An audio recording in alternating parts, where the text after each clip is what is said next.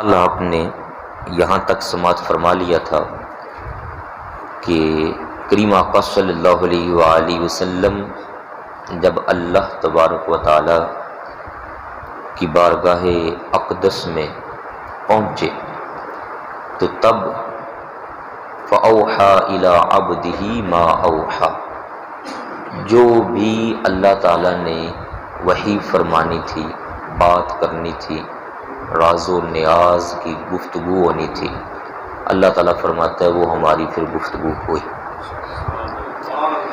یہاں ایک دو چیزیں میں ذکر کرنا چاہتا ہوں۔ ایک چیز رؤیت باری تعالیٰ، اللہ تبارک و تعالیٰ کا دیدار، اور دوسری پھر جو وہاں پر کلام ہوا، اس کلام میں سے کچھ آپ صلی اللہ علیہ وآلہ وسلم نے امت کو بھی بتایا۔ سب سے پہلے نمبر پر رؤیت باری تعالیٰ کے متعلق اللہ تعالیٰ ارشاد عظیم فرماتا ہے اَفَتُمَارُونَهُ عَلَى مَا يَرَىٰ۔ یہ اصل میں صورت تب نازل ہوئی تھی جب آپ صلی اللہ علیہ وسلم واپس تشریف لے آئے، آپ نے لوگوں کے سامنے بیان فرمایا کہ میں یہ دیکھ کر آیا ہوں، تو تب جو کفار مکہ تھے، قریش میں سے جو کفار تھے، ابو جہل وغیرہ اور اس کی پارٹی کے آدمی، یہ نبی کریم صلی اللہ علیہ وآلہ وسلم سے بحث کرنے لگ گئے تھے، جھگڑنے لگ گئے تھے۔ تب اللہ پاک نے یہ آیات نازل فرمائی تھی جن میں ارشاد فرمایا اَفَتُمَارُونَهُ عَلَىٰ مَا يَرَىٰ، تم ان سے بحث کرتے ہو اس بات پر جو وہ دیکھ کے آ چکے ہوئے ہیں۔ یہ چلتے چلتے آگے فرمایا مَا زَاغَ الْبَصَرُ وَمَا طَغَىٰ، جب انہوں نے دیدار کیا اس وقت ان کی نظر، بصر نظر نہ ہی تو دائیں ہوئی اور نہ ہی بائیں ہوئی۔ حالانکہ بڑی نشانیاں دیکھی آپ صلی اللہ علیہ وآلہ وسلم نے وہاں پر، لیکن جب ذات باری تبارک و تعالیٰ کا دیدار آپ کو نصیب ہوا، اس وقت اللہ تعالیٰ فرماتا ہے کہ آپ کی نظر مبارک نہ ہی دائیں پھری اور نہ ہی بائیں پھری۔ لَقَدْ رَأَىٰ مِنْ آیَاتِ رَبِّهِ الْكُبْرَىٰ، آپ نے تو اپنے رب کی سب سے بڑی نشانی کو بھی دیکھ لیا۔ کبرا جیسے اکبر ہے نا جی، اکبر، اللہ اکبر، یہ ذات باری تعالیٰ کے لیے بولا جاتا ہے، سب سے بڑی ذات کائنات میں اللہ تعالیٰ کی ہے۔ ایسے ہی کبرا جب نشانیاں بیان ہوں تو نشانیوں میں جو سب سے بڑی نشانی ہے اس کے لیے لفظ کبرا بولا جاتا ہے۔ یہاں مفسرین نے لکھا کہ اللہ تبارک و تعالیٰ کی نشانیاں بڑی بڑی ہیں، جو بھی نشانیاں ہیں کائنات میں ساری بڑی بڑی ہیں، لیکن ان ساریوں کے اوپر ایک بڑی نشانی ہے اس کی ذات پر، اور وہ کیا ہے؟ فرمایا سب سے بڑی نشانی خود اس کی اپنی ذات اقدس ہے۔ جیسے کہ ہمارے پیارے نبی کریم صلی اللہ علیہ وآلہ وسلم نے اپنی نبوت پر بڑے بڑے معجزات دکھائے، چاند کا 2 ٹکڑے کر دینا بھی آپ نے دکھایا، اپنی انگلیوں مبارک سے پانی کے چشمے جاری کر کے بھی دکھائے، درختوں کو بلا کر بھی دکھایا، پتھروں سے کلمہ پڑھا کر بھی دکھایا، بڑی نشانیاں آپ نے دکھائیں۔ 3 بندوں کا کھانا 1500 بندوں کو کھلا کر بھی آپ نے دکھایا، ایک پیالہ دودھ کا 70 بندوں کو پلا کر بھی آپ نے دکھایا۔ تو یہ ساری نشانیاں ہیں، لیکن ان ساری نشانیوں سے بڑی نشانی آقا پاک کی نبوت کی خود آپ کی ذات مقدسہ تھی کہ آپ صلی اللہ علیہ وآلہ وسلم نے جو ہی اظہار نبوت فرمایا تو بغیر کسی دلیل مانگے سیدنا صدیق اکبر نے فوری کلمہ شریف پڑھ لیا تھا۔ انہوں نے نہیں کہا تھا حضور کوئی نشانی دے، میں نے آپ کو دیکھا ہے یا رسول اللہ صلی اللہ علیہ وسلم، جب آپ کی ذات ہمارے سامنے ہے۔ تو اللہ تعالیٰ کی نشانیاں بڑی ہیں کائنات میں، ہم یہ پڑھتے جا رہے ہیں، جنت کا دکھانا، پہلا آسمان، دوسرا، تیسرا، چوتھا، وہ براق کا دکھانا، پھر رف کا دکھانا، پھر سدرۃ المنتہا کا دکھانا۔ آپ نے فرمایا میں نے سدرۃ المنتہا پر سونے کے بنے ہوئے پروانے بھی دیکھے، سونے کے پروانے. اور آپ نے فرمایا سدرہ کا ایک شاخ وہ اتنی بڑی ہے کہ اگر ایک تیز رفتار آدمی تیز رفتار گھوڑے پر بیٹھ کے 100 سال مسلسل چلتا رہے تو سدرہ کی ایک شاخ کا سفر طے نہیں کر سکتا. اتنا بڑا سدرۃ المنتہا. بڑی بڑی نشانیاں آپ نے دیکھی، لیکن اللہ پاک فرماتا ہے یہاں وہ آیات لنوریہ من آیاتنا پہلے ذکر ہو چکا، نشانیاں ہو گئی. یہاں جس نشانی کو دکھانے کا ذکر ہے وہ نشانی ساری نشانیوں سے سب سے بڑی نشانی، اور وہ کیا ہے؟ خود ذات باری تعالی. ہم نے تو اپنی ذات ہی ان سے مخفی نہ رکھی. تم ان سے بحث کرتے ہو کہ وہ یہ مسجد اقصیٰ دیکھ کے آئے ہیں کہ نہیں آئے ہیں، مسجد اقصیٰ کی نشانیاں پوچھتے ہو. یہ جب کہنے لگے تھے وہاں کے دروازے کیسے بنے ہوئے، ایک فارسی شاعر نے یہاں پر ایک لفظ لکھا ہوا ہے، موسیٰ ز ہوش رفت، موسیٰ ز ہوش رفت با یک جلوہ صفات، تو عین ذات می نگری و در تبسمی. وہ کہتے ہیں حضرت موسیٰ علیہ السلام نے ذات باری تعالیٰ کا دیدار نہیں کیا تھا. حضرت موسیٰ علیہ السلام نے کوہ طور پر اللہ تبارک و تعالیٰ کی ذات کے نور کا جلوہ، اور وہ جلوہ جو پہاڑ پر پڑا، حضرت موسیٰ علیہ السلام نے ڈائریکٹ جلوہ بھی نہیں دیکھا، بلکہ اس جلوے کی ایک جھلک جو پہاڑ پر پڑی اس کو جب دیکھا تو ذے ہوش رفت، اپنی ہوش سے ہی چلے گئے، اپنی ہوش سے ہی چلے گئے. فخر موسیٰ صعقا، یہ ہے سورہ الاعراف کی آیہ مبارکہ نمبر 143، جس میں آتا ہے انہوں نے عرض کی تھی مولا مجھے اپنا دیدار کرو. لیکن یہ کیا فرماتے ہیں کہ تو عین ذات می نگری، اے محبوب صلی اللہ علیہ وسلم آپ کی شان یہ ہے کہ آپ نے عین ذات کو دیکھا اور آپ کے لبہائے مبارک پر تبسم تھا. ذے ہوش رفت نہیں بلکہ آپ کے لبہائے مبارک پر تبسم تھا. اللہ حضرت نے بھی اس پر فرمایا کس کو دیکھا یہ موسیٰ سے پوچھے کوئی، آنکھ والوں کی ہمت پہ لاکھوں سلام، مصطفیٰ جان رحمت پہ لاکھوں سلام، شمع بزم ہدایت پہ لاکھوں سلام.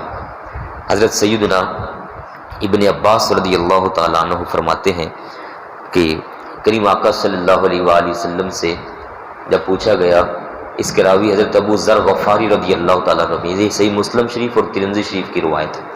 آقا پاک سے پوچھا گیا حضور جب آپ نے رب تعالیٰ کو دیکھا تو آپ نے رب تعالیٰ کو دیکھا، اس کا کوئی جلوہ دیکھا، کوئی نور دیکھا، یا رب تعالیٰ کو دیکھا؟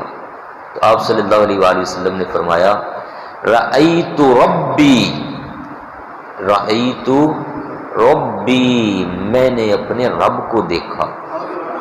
رأیت نورا نورا نورا، فرمایا میں نے جب بھی اپنے رب کو دیکھا تو میں نے نور ہی دیکھا. ذات باری تعالیٰ نور ہی نور ہے، نور ہی نور ہے، جس کا ذکر کچھ ہم کل کر چکے ہوئے ہیں کہ وہ نور کیسا نور تھا جن حجابات سے گزار کر. ایک دن حضرت عبداللہ ابن عباس رضی اللہ تعالیٰ عنہ سے آپ کے ایک شاگرد کہنے لگے حضرت اکرمہ کہ اے یا استاذ مکرم، آپ تو آقا پاک کی بارگاہ میں رہے ہیں، تو آپ نے پوچھا ہوگا حضور علیہ الصلوۃ والسلام نے جب دیکھا اللہ تعالیٰ کو تو کیا واقعی دیکھا؟ تو آپ فرمانے لگے تمہیں تعجب کیا ہوتا ہے اس مسئلہ میں؟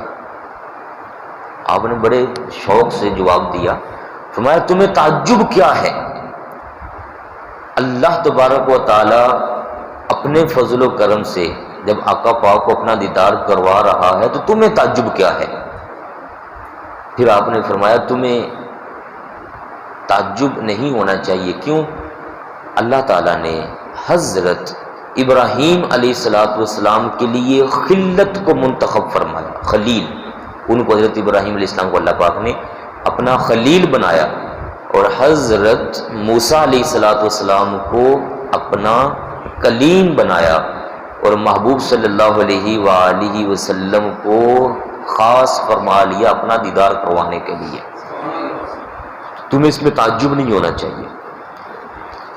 ایک دن حضرت امام احمد بن حنبل علیہ رحمہ سے جب یہ بات چلتی آئی تو آپ سے بھی ایک آپ کے شاگرد نے پوچھا کہ اللہ تعالیٰ کا دیدار حضور علیہ الصلوۃ والسلام نے کیا.